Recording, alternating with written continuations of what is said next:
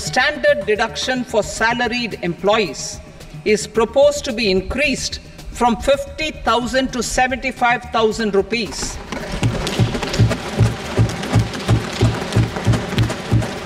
Similarly, deduction on family pension for pensioners is proposed to be enhanced from 15,000 to 25,000 rupees.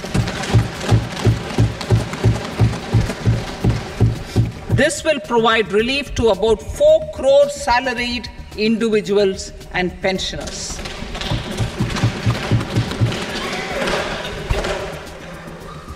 Second, in the new tax regime, the tax rate structure is proposed to be revised as follows.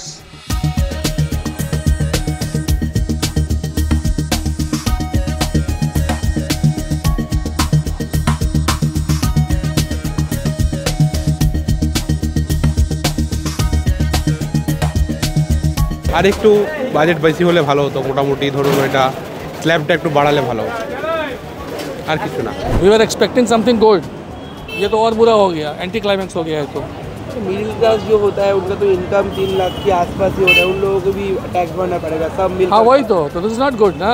Budget যদি আমাদের ছাড় দেয় বেশি তাহলে ভালো হবে, নাহলে আর কি হবে। ছাড় কম দিলে আবার ইনকাম ট্যাক্সের ফাইল বেশি রিটার্ন দিতে হবে। চাওয়া পাওয়ার বিষয় আছে বাজেটে, চাওয়া পাওয়ার কী আছে, গরিব মানুষের জন্য কিছু করুক তাহলেই হবে। যারা আবার ট্যাক্সের ওই পেটা দেখা যাচ্ছে 5%, 10%, 30%, অ্যারাউন্ড আমার ঠিক বলতে পারছি না, মনে হয় 50 লাখ পর্যন্ত, 50 লাখের ওপরে মনে হয় গেলে 30% লাগে। কিন্তু সেটা ঠিক আছে, কেন কি 50 লাখ যদি ইয়ারলি ইনকাম করে তাহলে সে 30% দিল, কিন্তু যে 25,000 টাকা মাসে হচ্ছে, তো 3 লাখ হলে যে 25,000 টাকা ইনকাম করছে তাকেও যদি ট্যাক্সের আওতা আনা হয়, আমার মনে হয় না সেটা সঠিক হচ্ছে। সেটা জনতাকে ঠিক করতে হবে না, জনতা সবাই মিলে যদি আমরা বলি সরকারের কাছে পৌঁছায়, তাহলে নেক্সট বাজেটটা যেটা বেরোবে সেটা রিসলভ হয়ে বেরোতে পারে। 3 লাখের নিচে ইনকাম কম ছিল তাদের পক্ষে একটা মানে ভাবনা চিন্তার বিষয় হয়ে উঠেছে যে এতদিন কিছু লাগছিল না, বাট একটা 5% হলেও সেটা তো দিতে হচ্ছে, তো সেটা একটা ভাবনার যে জায়গা রয়েছে। মানে সাধারণ মানুষের খানিকটা বোঝা খানিকটা চাপ বাড়লো বলে মনে হয় না? প্রথমে হয়তো মনে হতেই পারে যে আমার একটা অ্যামাউন্ট ট্যাক্সের পিছনে যাচ্ছে বা কিছু, বাট যদি সেভাবে সরকারের তরফ থেকে আরও পরিকল্পনা বাড়ে বা সুযোগ সুবিধা পাওয়া যায়, তখন হয়তো মানুষ বুঝে শিখবে যে এই ট্যাক্সটা হয়তো আমাদের ডেভেলপমেন্টে খুব কাজে দিচ্ছে বা কিছু। বাজেট বা ট্যাক্স দেওয়া হচ্ছে দেশের উন্নতির জন্য একটা পথ এগিয়ে যাওয়া।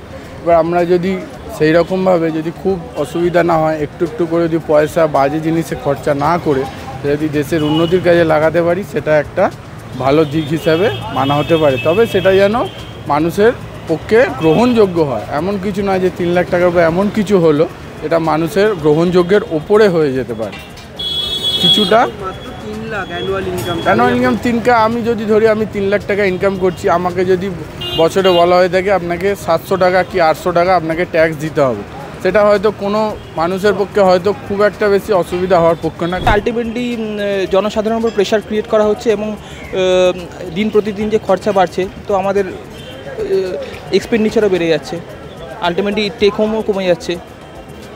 সেন্ট্রাল গভর্নমেন্টও প্রেশারাইজ করছে, স্টেট গভর্নমেন্টও প্রেশারাইজ করছে।